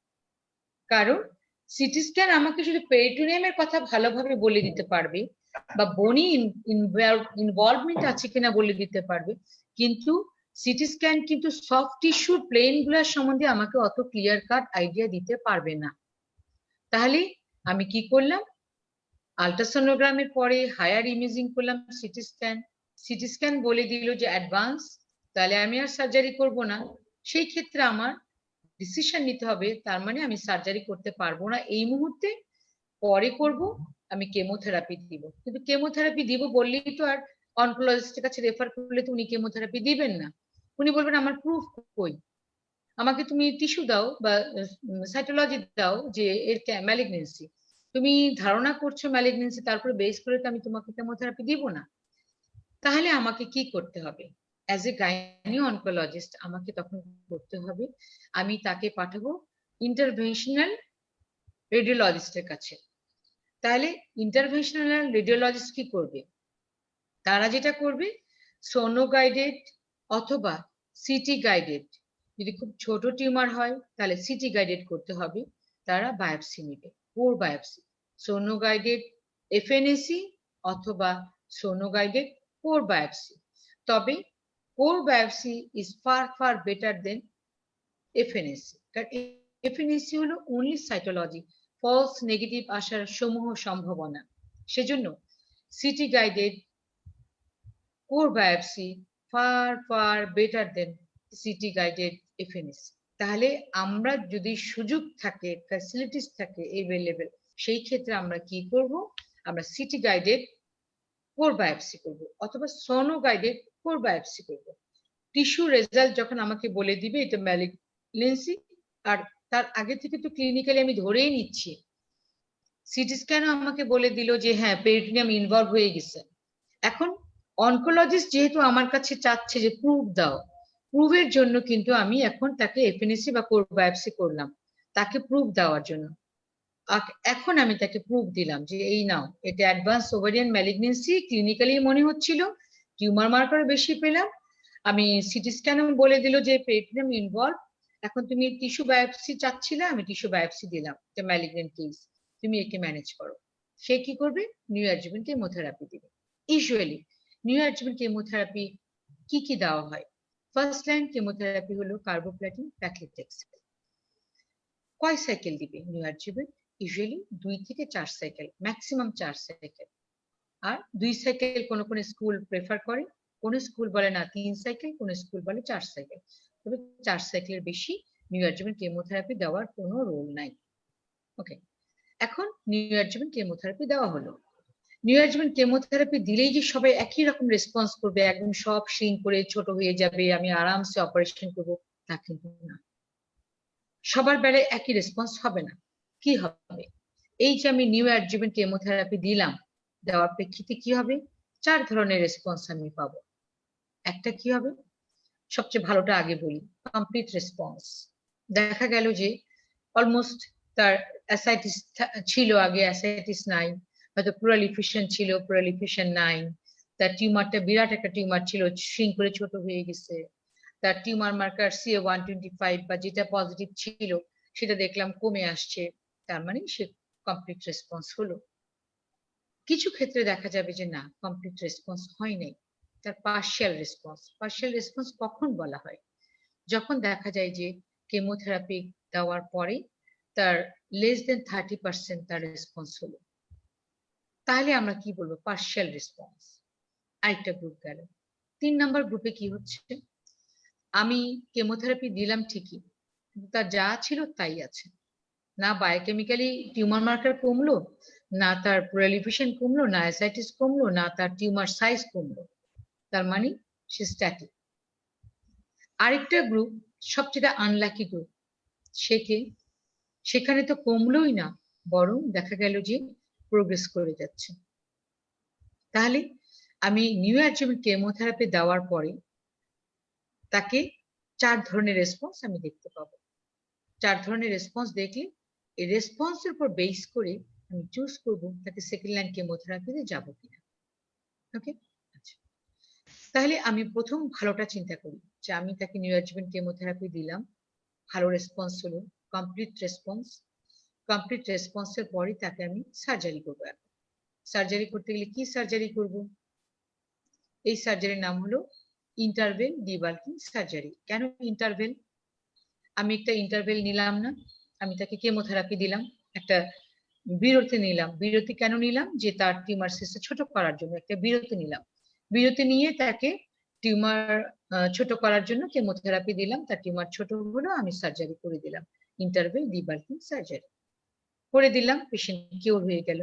তারপরে আমি আবার তাকে কেমোথেরাপি দিব। কারণটা কি? যে যদি কিছু মাইক্রোস্কোপিক লেভেলে থেকে যায় সেটা যেন রিকার না করে, রিকারেন্স প্রিভেন্ট করার জন্য আমি কি করব? আমি তাকে ফার্দার কেমোথেরাপি দিব। সেই কেমোথেরাপির নাম হলো অ্যাডজুভেন্ট কেমোথেরাপি। ওকে, আচ্ছা, এখন আমি তাকে প্রথমে নিউঅ্যাডজুভেন্ট কেমোথেরাপি দিলাম, টিউমার ছোট করে আমি সার্জারি করলাম, ইন্টারভেল ডিবাল্কিং সার্জারি করলাম। সার্জারি করার পরে তাকে আবার অ্যাডজুভেন্ট কেমোথেরাপি দিলাম, পেশেন্ট কিওর হয়ে গেল, পেশেন্ট বাড়ি চলে গেল। এই যে বাড়ি চলে যাওয়ার সময় আমি তাকে কি বলে বাড়ি পাঠাবো? আমি তাকে কেমোথেরাপি দিলাম, সার্জারি করলাম, হয়ে গেল? না, হয়ে গেল না। আমি তাকে ফলো আপে রাখতে হবে। কিভাবে ফলো আপে রাখবো এই পেশেন্টকে? আচ্ছা, আমি যেটা করব, তাকে 3 মাস পর পর আমার কাছে ফলো আপে আসতে বলবো। 3 মাস পর পর কতদিন আসতে বলবো? কোন কোন স্কুল বলে 3 মাস পর পর 1 বছর, 4 মাস পর পর আরো 2 বছর, টোটাল গেল 3 বছর, দেন 6 মাস পর পর আরো 2 বছর, টোটাল 5 ইয়ার্স। তবে পেশেন্টের টিউমার অ্যারোগেন্সির উপর ডিপেন্ড করে আমরা চাইলে 2 বছর বা 3 বছর 3 মাস অন্তর অন্তর আসতে বলতে পারি। ওকে, তার মানে আমরা তাকে ফলো আপে রাখবো। এখন প্রশ্ন হলো, এই যে আমি বলে দিলাম যে তুমি 3 মাস পর আবার আমার কাছে আসবে, সে আমার কাছে কি নিয়ে আসবে, কি কি করে আসবে? তাকে আমি কিছু রুটিন টেস্ট করাবো, কিছু স্পেসিফিক টেস্ট করাবো। ঠিক আছে, রুটিন টেস্ট কি করাবো? তার ওভারঅল বডি ভালো আছে কিনা জানার জন্য লিভার ফাংশন করাবো, রেনাল ফাংশন করাবো, সিবিসি করাবো। ওকে, এটা হলো যে তার ওভারঅল বডি কেমন আছে জানার জন্য। ওকে, নেক্সট আমি কি করবো? আর স্পেসিফিক কি ইনভেস্টিগেশন আমি তাকে করতে বলবো? স্পেসিফিক করতে বলবো তার একটা আল্ট্রাসোনোগ্রাম হোল অ্যাবডোমেন। অনেক জায়গায় বলা হয় যে না, সে সিটি স্ক্যান করুক, কিন্তু আমরা সিটি স্ক্যান প্রেফার করি না, কারণ এটা কস্ট ইফেক্টিভ না। আমরা আল্ট্রাসোনোগ্রাম করতে বলবো, হোল অ্যাবডোমেন আল্ট্রাসোনোগ্রাম করবে। প্রয়োজনে সে একটা হোল অ্যাবডোমেন আল্ট্রাসোনোগ্রামের পাশাপাশি একটা ট্রান্সভিজাইনাল সোনোগ্রাফিও করবে। তার পাশাপাশি কি করবে? সে টিউমার মার্কার যেটা রেজ ছিল সেই টিউমার মার্কারটা পরীক্ষা করবে, করে আমার কাছে আসবে। আসলে আমার তখন কাজ কি হবে? আমি তাকে একটা হিস্ট্রি নিব, তার কোনো সিমটম আছে কিনা তার ওয়েল বিং জিজ্ঞেস করবো, তারপর আমি ক্লিনিক্যাল এক্সামিনেশন করবো, দেন আমি তার রিপোর্ট গুলা দেখবো, দেখি যদি আমি দেখি সে ভালো আছে, এইভাবে তাকে আমি ফলো আপে রাখবো ফর 5 ইয়ার্স। 5 ইয়ার্স পরে সে ইয়ারলি লাইফ লং আমার কাছে সে ফলো আপে আসবে। এই গেল, এটা গেল একটা ভালো যে কমপ্লিট রেসপন্স করেছিল। এখন আমরা যে পার্শিয়াল রেসপন্স করেছে অথবা যে স্ট্যাটিক আছে অথবা যে প্রোগ্রেসিভ, তার বেলায় কি বলবো? যদি ওই patient second line chemo afford করতে পারে, কিন্তু কস্টলি, সেকেন্ড লাইন কেমো যদি অ্যাফোর্ড করতে পারে, দেন আমি তাকে সেকেন্ড লাইন কেমো দিব নিউঅ্যাডজুভেন্ট কেমোথেরাপি হিসাবে। এখন এই পেশেন্ট এতই পোর অথবা পেশেন্ট কমপ্লায়েন্স এতই ব্যাড যে সেকেন্ড লাইন কেমো নেওয়ার মতন তার ফিজিক্যাল কন্ডিশন নাই অথবা ইকোনমিক কন্ডিশন না, এখন আমি কি করব? তখন বলা হয় দেন এই টার্মটা আর নিউঅ্যাডজুভেন্ট কেমোথেরাপি টার্ম থাকবে না। টার্ম কি হয়ে যাবে? টার্ম হয়ে যাবে প্যালিয়েটিভ কেমোথেরাপি। তখন তাকে কেমোথেরাপি দেওয়া হবে ঠিকই, হয়তো সেম কেমোথেরাপি দেওয়া হবে যা সেকেন্ড লাইনে দেওয়া হতো, অথবা আদার কোনো কেমোথেরাপি কম্বিনেশন করে দিবে। কেন দিবে? অনলি রিডিউস দ্য সিমটম, সেটাকে বলা হবে প্যালিয়েটিভ কেমোথেরাপি। এবং প্যালিয়েটিভ কেমোথেরাপি দেওয়ার পরে যদি টিউমার শ্রিঙ্ক করে যায়, ছোট হয়ে আসে, তখন আমরা চাইলে সার্জারি করতে পারি। এই যে আমরা সার্জারি করতে পারি কথাটা বললাম, এটা কি একা আমার ডিসিশন? আমি বলবো যে হ্যাঁ আমি এখন সার্জারি করবো? না, কখনোই না। এটা একটা বোর্ড করতে হবে। সেই বোর্ডে কারা কারা থাকবে? সেখানে থাকবে গাইনি অনকোলজিস্ট, আমাদের মতন লোকজন। তার সাথে কে থাকবে? রেডিয়েশন অনকোলজিস্ট, মেডিকেল অনকোলজিস্ট, কিছু কিছু ক্ষেত্রে যেখানে রেডিওথেরাপি দেওয়ার প্রয়োজন হতে পারে, তবে ওভারিয়ান টিউমারের বেলায় হবে না বলবো না, বেশিরভাগই কেমোরেস সেন্সিটিভ, কিছু কিছু ক্ষেত্রে আছে রেডিও সেন্সিটিভ। আমি যদি মনে করি যে তার প্যাথোলজিক্যাল রিপোর্টটা এমন যে তার রেডিওথেরাপি প্রয়োজন হতে পারে, তাহলে আমি রেডিয়েশন অনকোলজিস্টও রাখবো, মেডিকেল অনকোলজিস্টও রাখবো, তার সাথে একজন ফিজিসিস্ট রাখবো। ফিজিসিস্ট মানে কি, যে রেডিওথেরাপি কতটুকু দিতে হবে, কি ডোজে দিতে হবে, কোন রুটে দিতে হবে, সব ডিসাইড করবে, তার নাম হলো ফিজিসিস্ট। সেই ফিজিসিস্টকে আমি রাখবো। আরেকজন কাকে রাখবো, আমি আরেকজন রাখবো প্যাথোলজিক্যাল অনকোলজিস্ট। ওকে, এখন রিসেন্টলি বলা হয়, ভেরি রিসেন্টলি বলা হয় যে একজন সাইকোলজিস্ট রাখতে হবে, ক্লিনিক্যাল সাইকোলজিস্ট। কারণ এই ধরনের ওভারিয়ান টিউমার নিয়ে যে ট্রিটমেন্ট করছে, তার হয়তো আমি ফিজিক্যাল ট্রিটমেন্ট দিচ্ছি, not only physical treatment she needed, তার সাইকোলজিক্যাল একটা মানে এম্বারেসিং সিচুয়েশন থাকে, তার সাইকোলজিক্যাল হেলথের জন্য আমার একজন ক্লিনিক্যাল সাইকোলজিস্ট লাগবে। সেই বোর্ড ডিসাইড করবে তার ফার্দার আমরা কিভাবে ট্রিটমেন্ট দিব। ওকে, তাহলে আমি এইভাবে চিন্তা করলাম যে যখনই অ্যাডভান্স ওভারিয়ান টিউমার তখন আমি কিভাবে যাব। আর এখন আমি দেখলাম যেটা প্রাইমারি ওভারিয়ান টিউমার, যেটা হলো যে অ্যাডভান্স না, আমি এখন প্রাইমারি সার্জারি করব। আমি প্রাইমারি সার্জারি করার সময় কিভাবে সার্জারিটা করব, সেই ক্ষেত্রে আমি ল্যাপারোটমি করার পরপরই আমাকে বেশ কিছু কাজ করতে হবে। কি কাজ করতে হবে, আমি পেরিটোনিয়াল ওয়াশিং নিব, আর যদি দেখি তার অ্যাসিটিক ফ্লুইড পাওয়া যায় তাহলে অ্যাসিটিক ফ্লুইড সাইটোলজির জন্য পাঠাবো। আর যদি অ্যাসিটিক ফ্লুইড না পাওয়া যায় তাহলে কি করব, আমি কিছু স্যালাইন দিয়ে নিব, স্যালাইন দিয়ে ওয়াশ করব, ওয়াশ করে এখান থেকে ফ্লুইডটা নিয়ে আমি দিব এটা সাইটোলজি করার জন্য, দেখার জন্য যে peritoneal washing either positive or negative. Okay, কারণ এটার উপর ডিপেন্ড করে ফার্দার আমাকে চিন্তা করতে হবে যে আমি সার্জারি করে দেওয়ার পরে ও আদৌ ম্যালিগনেন্ট কিনা, আর ম্যালিগনেন্ট হয়ে থাকলে সেটার কতটুকু ডিসিমিনেট করলো, কতটুকু মেটাস্টেসিস হলো, সেই জন্য আমি তাকে কি করব, পেরিটোনিয়াল ওয়াশিং পাঠাবো। আচ্ছা, তারপর আমি কি করব প্রাইমারি সার্জারির বেলায়, আমি কিন্তু তার আরেকটা কথা বলে নেই, যখনই আমি প্রাইমারি সার্জারিতে যাব আমাকে কিন্তু ল্যাপারোটমি করার আগে ফ্রোজেনের ব্যবস্থা করতে হবে, ফ্রোজেন সেকশনে। কারণ আমি যখনই ল্যাপারোটমি করব, ল্যাপারোটমি করার সময় আগে আমরা ভাবতাম শুধু ইয়াং পেশেন্টদের বেলায় ফ্রোজেন সেকশন, যার ওভারি প্রিজার্ভ করতে হবে, আসলে কিন্তু ব্যাপারটা তা না।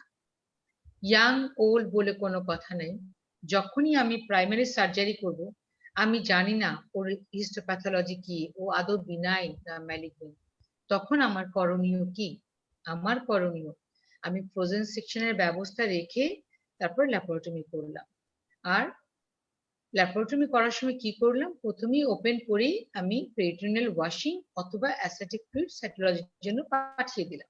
তার পাশাপাশি আমি কি করব, আমি ওভারিয়ান টিউমার যদি দেখি যে হ্যাঁ স্টেজ অনুযায়ী তার ইয়াং পেশেন্ট, তার এক পাশের ওভারিতে টিউমারটা আছে, আরেক পাশের ওভারি একদম হেলদি এবং ক্যাপসুলটা রাপচার হয় নাই, সেই ক্ষেত্রে আমার করণীয় কি, সেই ক্ষেত্রে আমি শুধু সিস্টেক্টমি করব। অথবা এমনও করতে পারি যে শুধু ওই ওভারিটা আমি দেখলাম যে এমন আমার দেখে মনে হচ্ছে যেটা ম্যালিগনেন্ট, বিনাইন না, সলিড একটা টিউমার, আমি ধরে নিলাম এটা ম্যালিগনেন্ট কেস, তাহলে ওই পাশের ওভারি শুধু ফেলবো, আরেক পাশের ওভারি আমি প্রিজার্ভ করব। ওই পাশের ওভারি যে আমি পাঠাবো ফ্রোজেনে, ফ্রোজেনের রিপোর্টের জন্য অপেক্ষায় থাকবো। আর তাছাড়া কি করব, পাশাপাশি আমি আমার কিছু কাজ করব। আমি ক্লিনিক্যালি আমি দেখেই হয়তো আন্দাজ করতে পারবো it's a case of malignant, সেই ক্ষেত্রে আমার করণীয় কি, আমি পাউচ অফ ডগলাস থেকে পেরিটোনিয়াল বায়োপসি নিব, আর কোত্থেকে নিব, দুইটা বোথ প্যারাকোলিক গাটার থেকে বায়োপসি নিব, আর কোত্থেকে নিব, আন্ডার সারফেস অফ ডায়াফ্রাম থেকে বায়োপসি নিব। আর কি করব, লিভারটাকে দেখব, পুরা গাট আমি পালপেট করে দেখব যে কোথাও কোনো ডিপোজিশন আছে কিনা, ওমেন্টাম পুরাটা খুলে দেখব কোথাও কোনো ডিপোজিশন আছে কিনা। যদি ওমেন্টামটাকে খুলে আমি যখন দেখতে যাব আমার সন্দেহ হলো যে এখানে একটু ডিপোজিশনের মতো মনে হচ্ছে, একটু ম্যাটাস্টেসিস আমার মনে হচ্ছে, তখন সাথে সাথে আমি কি করব, এখান থেকে কিন্তু আমি বায়োপসি নিব। তার মানে আমার report in the mean time আসতে আসতে আমি যদি আমার ক্লিনিক্যাল আই বলে ও কেস অফ ম্যালিগনেন্ট, তাহলে এই জায়গাগুলো থেকে আমি বায়োপসি নিয়ে রাখবো। আর যদি এমন হয় যে রিপোর্ট আসলো ম্যালিগনেন্সি, আমি সব জায়গা থেকে বায়োপসি নিলাম, আমি পাশের ওভারিটা হেলদি পেলাম, পেশেন্ট হলো ইয়াং, সেই ক্ষেত্রে আমার কনজারভেটিভ সার্জারি একটা রোল আছে। আমি সেই ক্ষেত্রে তার ডেফিনিটিভ সার্জারি করব না, আমি তার হেলদি ওভারিটাকে রেখেই আসবো উইথ দ্য টার্গেট যে আমি মনে করছি যে আমার রিপোর্ট হাতে যখন আসবে, যদি আমি মনে করি এটা অ্যাডভান্স, তাহলেই শুধু আমি দেন ডেফিনিটিভ সার্জারিতে পরে যাব। আর আমি যদি মনে করি ক্লিনিক্যালি যে তার একটা ওভারি হেলদি আছে, কোথাও কোনো ডিপোজিশন আমার মনে হচ্ছে না, ইভেন আমি বায়োপসি পাঠাচ্ছি, সেই ক্ষেত্রে আমি তাকে শুধু এক পাশের ওভারি আমি রিমুভ করলাম, আরেক পাশের ওভারি কিন্তু আমি রিমুভ করলাম না। তার মানে আমি ফার্টিলিটি প্রিজার্ভ করার জন্য তার কনজারভেটিভ সার্জারি করলাম। ওকে, আচ্ছা। এখন একজনকে আমি ম্যালিগনেন্সি জানা সত্ত্বেও কনজারভেটিভ সার্জারি করলাম, এর বেলায় কি করব? এর বেলায় একই কাজ, ফলো আপ। ফলো আপ করবো কিভাবে? ঠিক আগের মতোই ফলো আপ করবো। ফলো আপ করতে গিয়ে যদি আমি দেখি যে নেক্সট পাশের ওভারিতেও ম্যালিগনেন্সি আসছে, কি করব? দেন ডেফিনিটিভ সার্জারিতে চলে যাব। আর যদি দেখি যে হ্যাঁ একজন ইয়াং না, ওল্ড পেশেন্ট যার ম্যালিগনেন্সি আসছে এক পাশের ওভারিতে, আরেক পাশের ওভারি হেলদি হলেও যেহেতু তার ফার্টিলিটি স্পেয়ারিং সার্জারির প্রয়োজন নাই, তার বেলায় আমি কি করব? তার বেলায় আমি ডেফিনিটিভ সার্জারি করে দিব। আর young patient but advance ovarian malignancy, তার বেলায়ও তখন আমরা লাইফ ফার্স্ট চিন্তা করবো যে তার জীবন আগে, পরে তার ফার্টিলিটি প্রিজার্ভ করার প্রসঙ্গটা আসবে। ওকে, আচ্ছা। এখন আমরা আসি যে অ্যাট এ গ্ল্যান্স জাস্ট দেখে যাব যে তার ওভারিয়ান টিউমার কত রকম। এটা অ্যাকচুয়ালি থিওরিটিক্যাল, তো এই জন্য আমি মুখে মুখে প্র্যাকটিক্যাল ক্লিনিক্যাল কথাগুলা বললাম, কারণ বইয়ের কথাগুলো তোমরা বইতে পড়তেই পারবা, কিন্তু প্র্যাকটিক্যালি একটা পেশেন্ট, আমাদের মূল টার্গেট কি, যে একটা পেশেন্ট ওভারিয়ান টিউমার নিয়ে আসলে আমরা কি করে তাকে ম্যানেজ করব, আর আদৌ আমরা আমার সেন্টারে ম্যানেজ করব নাকি আমি তাকে অন্য কোনো রেফারেল সেন্টারে পাঠাবো।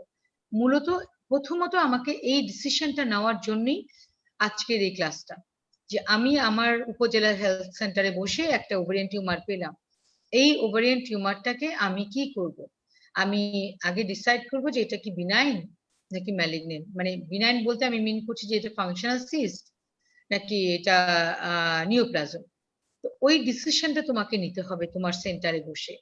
সেখানে তুমি সিম্পলি আলট্রাসোনোগ্রাম করে আরএমআই ইন্ডেক্স দেখেই বলতে পারবা হ্যাঁ এটা একটা ফাংশনাল সিস্ট, এটা নিয়ে আমার ওরিড হওয়ার কিচ্ছু নাই, তখন তাকে আগের মতন ফলো আপে রাখবা। আর দেখলা যে না এটা তো একটা ওভারিয়ান টিউমার, আমি হয়তো এখানে খুলবো না, আমার সেন্টারে আমি ম্যানেজ করতে পারবো না, একে আমি খুলবো না, তাহলে আমি এটা রেফারেল সেন্টারে পাঠাবো। প্রথমত এই যে জিনিসটুকু বোঝাটাই তোমাদের দরকার, এইটু এতটুকু বুঝতে পারলেই এনাফ আমি মনে করি। আজকের ক্লাসের পরে তুমি যদি এতটুকু ডিসিশন নিতে পারো যে হ্যাঁ আমার এটা, আমার দেখে মনে হচ্ছে এটা ফাংশনাল সিস্ট, একে আমি রিমুভ করবো না, সার্জারি করবো না, টাচ করবো না, ফলো আপে রাখবো, আমার কাছে এই ফলো আপে থাকবে, এবং আমি একে ফলো আপ করতে করতে যদি আমি কখনো মনে করি যে না ফলো আপে আমার মনে হচ্ছে যে কিছু অ্যাবনর্মালিটিস ডেভেলপ করছে, আমি দেন তাকে রেফার করব। আর যখন তোমার মনে হবে এটা malignant ovarian tumour, primary surgery করতে হোক অথবা ইন্টারভিউ হোক, যেটাই হোক না কেন, তুমি তো তোমার উপজেলা লেভেলে এটা সম্ভব না, তখন তুমি কোনো মেডিকেল কলেজ হাসপাতাল যেখানে এই অনকোলজির ম্যানেজমেন্ট হয় সেসব জায়গায় রেফার করে দিবা। তারাই ডিসাইড করবে যে একে আমরা নিউআরজিবেন দিব, whether she is a candidate for neoadjuvant chemotherapy or she is a candidate for primary laparotomy with frozen section, or she is a candidate for conservative surgery, or she is a candidate for definitive surgery. এই যে decision গুলো নেওয়া, এইটুকুর জন্যই আজকের এই class. আর theoretical কিছু আমি বললাম জাস্ট বলার জন্য বলা, যে এইটুকু না বললে তো তোমরা জিনিসটা ধরতে পারবে না। এখন আমি আসি জাস্ট থিওরিটিক্যাল দু একটা কথা বলবো, প্র্যাকটিক্যাল কথা মোটামুটি এই পর্যন্তই। থিওরিটিক্যাল কথা হলো যে এই যে একটা ওভারির ছবি এখানে আছে, একটা ওভারিতে কি কি আছে আমরা দেখতে পাচ্ছি যে এখানে ওভারির সারফেস, কারণ ম্যাক্সিমাম টিউমার কিন্তু হয় সারফেস ইপিথেলিয়াম, আমরা জানি যে ম্যাক্সিমাম ওভারিয়ান টিউমার সারফেস ইপিথেলিয়াম থেকে হচ্ছে। তাহলে এই যে সারফেস ইপিথেলিয়াম থেকে হচ্ছে সে কি কি সেরাস, মিসিনাস, এন্ডোমেট্রয়েড, ক্লিয়ার সেল, ট্রানজিশনাল। ওকে, আর এটা কি ফলিকুল মানে জার্ম সেল। জার্ম সেল থেকে কি কি হচ্ছে? Dysgerminoma, yolk sac tumour, embryonal carcinoma, choriocarcinoma, teratoma. এখন আসি এই যে সেক্স কর্ড। ওকে, এখানে দেখলাম জার্ম সেল আর এটা হলো এই sex cord. Sex cord stromal tumour কি কি হতে পারে? গ্রানুলোসার cell tumour, thecoma, fibroma, Sertoli cell, Sertoli Leydig cell, steroid. Okay, তাহলে আমি দেখলাম যে একটা ওভারি কিন্তু একটা কথা মাথায় রাখতে হবে, ওভারি কিন্তু তৈরি হয় 3টা জার্ম লেয়ার থেকে। আমাদের হোল বডি তৈরি হয় 3টা germ layer, ectoderm, mesoderm, endoderm. আর ওভারির মধ্যে এই 3টা জার্ম লেয়ারই থাকে, সেই জন্য ওভারিতে এনি কাইন্ড অফ টিউমার হতে পারে। ইভেন ওভারির মধ্যে কিন্তু স্ট্রামা ওভারি বলে একটা কথা আছে, সেখানে থাইরয়েড রিলিজ করে। দেখা যাচ্ছে থাইরয়েড তার ভালো আছে, বাট তার থাইরয়েড হরমোন অ্যাবনর্মালিটি শুরু হয়ে গেল। তো কোত্থেকে আসছে সেই থাইরয়েড হরমোন? ওভারি থেকে। তার মানে ওভারি এমন একটা অর্গান যেটা 3টা জার্ম লেয়ার থেকে তৈরি হচ্ছে বলে এনি কাইন্ড অফ টিউমার তৈরি করতে পারে। নেক্সট আমরা আসি, আগে যেটা বললাম সেটাই, যে এই ধরনের টিউমার হতে পারে। আচ্ছা, সারফেস ইপিথেলিয়াম থেকে হয় 65%, জার্ম সেল থেকে 15%, সেক্স কর্ড স্ট্রমাল থেকে 10%, মেটাস্টেসিস 5%, মিসেল 5%। তাহলে আমরা আরেকটু ব্যবস্থা করছি, তুমি বাসা বাজি ব্যবস্থা করছি না।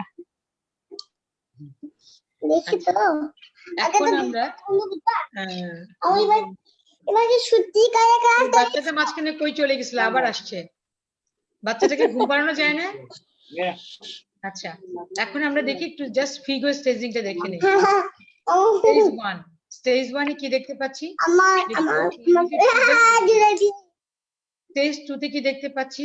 Growth involving one or both ovaries with pelvic extension. আমারটা খুলে দিছি, বাবা বলবো tumour involving one or both ovaries with এটা পড়তে ভালো লাগে outside the pelvis পড়া and দিব না for positive মাসো একটু আরেকটু lymph node involved lymph node।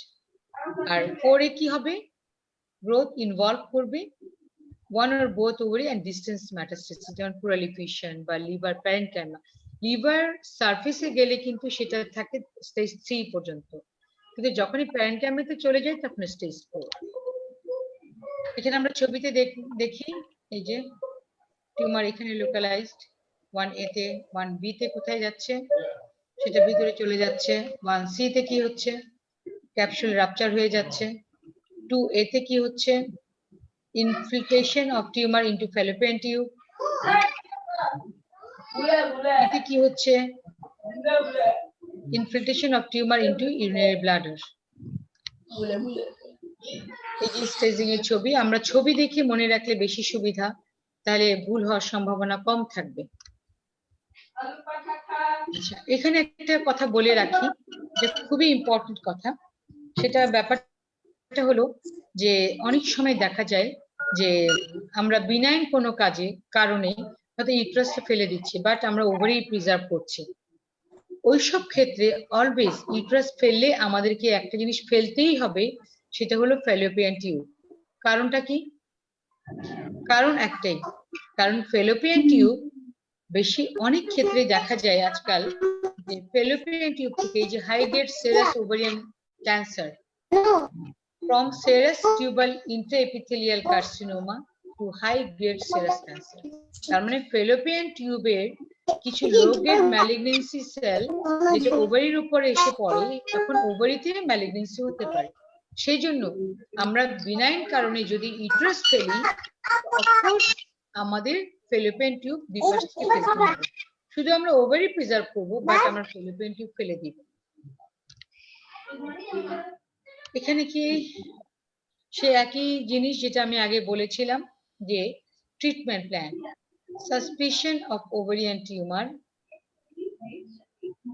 এখানে দেখতে পাচ্ছি যে আমরা মনে করলাম suspicion of ovarian cancer, image করলাম, টিউমার বায়োপসি নিলাম, দেন সার্জারি অ্যাসেসমেন্ট করলাম, দেখলাম যে অ্যাডভান্স স্টেজ 3 বা 4, সেই ক্ষেত্রে আমরা কি করব?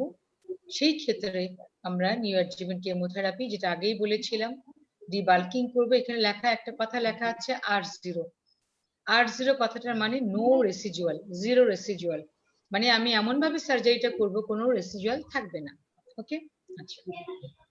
যদি দেখি যে তার অ্যাডভান্স, নিউঅ্যাডজুভেন্ট দিলাম, ডিবাল্কিং করব, R0। আরেকটা কি অ্যাডভান্স স্টেজ, ডিবাল্ক করতে গেলাম যে R0 সার্জারি কি পসিবল হবে। যদি আমি মনে করি যে পসিবল হবে, প্রাইমারি সার্জারি, আর না হলে নিউঅ্যাডজুভেন্ট। এখন আমি আসি, এই যে সার্জারি করলাম, কখন আমি বলবো যে নো রেসিজুয়াল ডিজিজ, আর কখন বলবো যে না রেসিজুয়াল ডিজিজ রেখে আসছি আমি। অনেক ক্ষেত্রে দেখা যায় যে ভাইটাল অর্গানের সাথে ইনভলভ থাকলে আমরা ডেলিবারেটলি রেখে আসতে হয় ভাইটাল অর্গানকে বাঁচানোর জন্য। তাহলে আমি যদি দেখি যে সেখানে লেস দেন 1 সেন্টিমিটার টিউমার রয়ে গেছে, যেটা মাইক্রোস্কোপে পরে ধরা পড়লো, সেখানে আমি বলবো যে নো রেসিজুয়াল। আর যদি দেখা যায় যে রেসিজুয়াল কতটুকু থাকে, মোর দেন 1 সেন্টিমিটার, তাহলে আমি কি বলবো যে হ্যাঁ এটা রেসিজুয়াল ডিজিজ। ঠিক আছে, তাহলে এই পর্যন্তই আমি আগে বলেছি। থ্যাংক ইউ, আজকে এই পর্যন্তই। ম্যাডাম আগের স্লাইডটা কারো একটু কোনো আরেকবার প্রশ্ন দেখান। আছে কি? কারো কোনো প্রশ্ন আছে? আমি আনমিউট করে দিচ্ছি।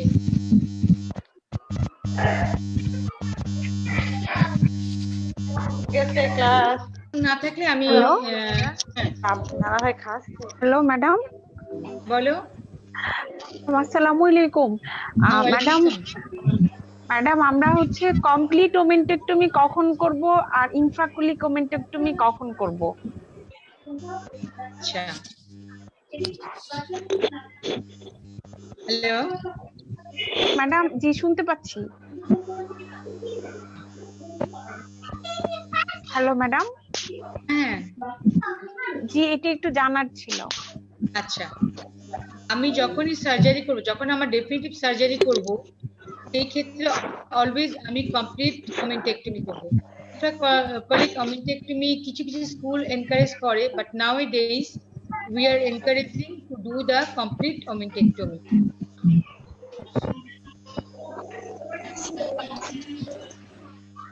প্রশ্ন উত্তর পেয়েছো? ম্যাডাম অর্থাৎ আমরা প্রথমেই যে আমি প্রাইমারি বলি, ম্যালিগনেন্সির বেলায় বিভিন্ন থট অফ স্কুল আছে। বন্ধ হয়ে যায়। যেমন ব্রিটিশ একরকম রুল ফলো করে, তারপর হলো যে আমেরিকা এক ধরনের রুল ফলো করে। যে স্টাডিতে কমপ্লিট ওমেন্টেক্টমি করলে সেই ক্ষেত্রে রিকারেন্স হওয়ার চান্স অনেক কমে যায়। সেজন্যই নাওএডেজ যখনই তুমি ম্যালিগনেন্সি ধারণা করবা, তুমি ডেফিনিটিভ সার্জারি করবা, সেই ক্ষেত্রে তুমি কমপ্লিট ওমেন্টেক্টমি করবা। ক্লিয়ার?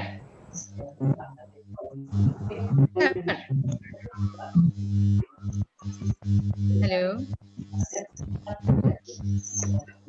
আর কারো কোনো প্রশ্ন আছে কি?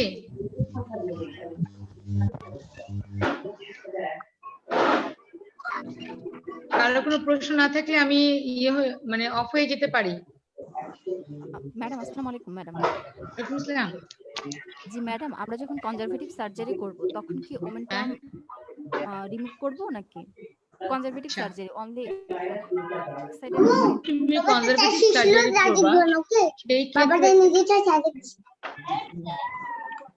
যখন তুমি কনজারভেটিভ সার্জারি করবা, পাশের ওভারি ফেলবা, ওই পাশেরই লিম্ফ নোড রিমুভ করবা। এবং যেটা বললাম আগেই বলেছি যে কমপ্লিট সার্জিক্যাল স্টেজিং বলতে যা যা বলেছি সেগুলা করবা। আর এই ক্ষেত্রে হ্যাঁ, এই ক্ষেত্রে অনেক সময় বলা হয় যখন আমি ধরে নিচ্ছি যে ক্যাপসুল ইনট্যাক্ট, সেই ওমেন্টেক্টমি করতে পারো। কনজারভেটিভ সার্জারির বেলায় ওমেন্টেক্টমি করতে পারো। But definitive surgery বেলায় always there is a role of complete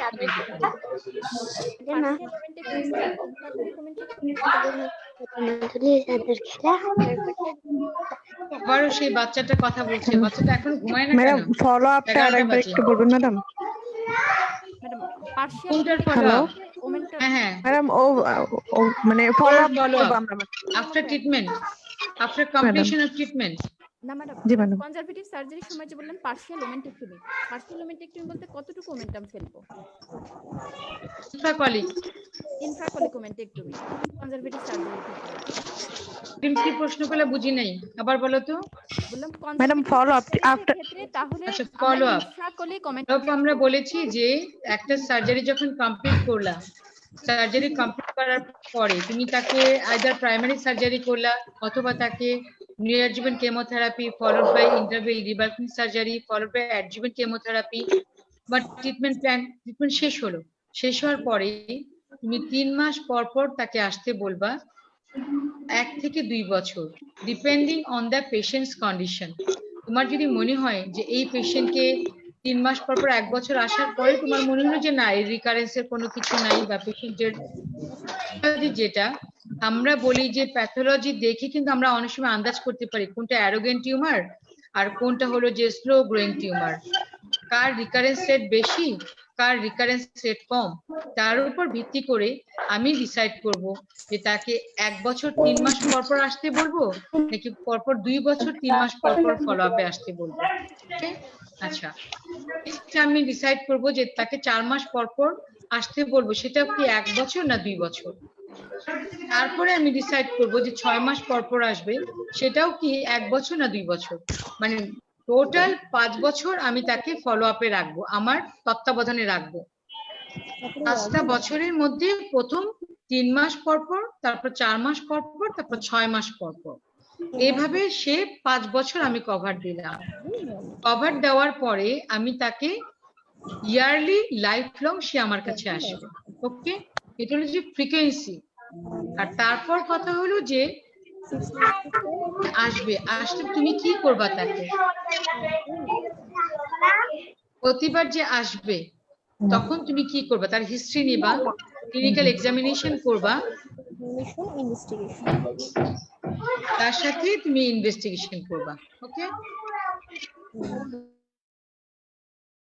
ওকে, আর কারো কোনো প্রশ্ন?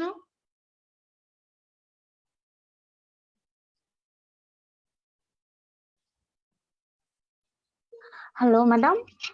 হ্যাঁ হ্যাঁ ম্যাডাম আমরা যে অ্যাডভান্স স্টেজে যে ডিবাল্কিং সার্জারিটা করি সেখানে তো আমরা টোটাল ওমেন্টেক্টমি করব নাকি ইনফ্রাকুলিক ওমেন্টেক্টমি করব?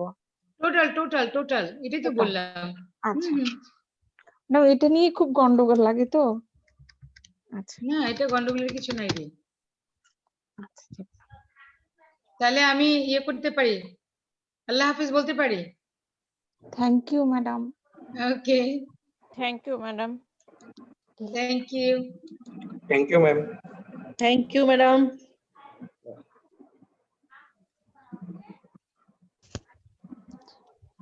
ওকে, তোমরা সবাই ভালো থাকো।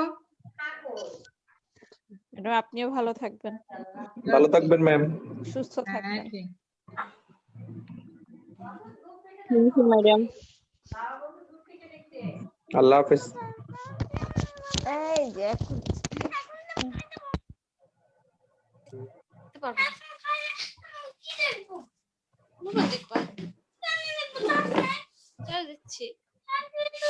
আমি বলি শুনো, আমাদের তো ঘুমায় থাকতে হবে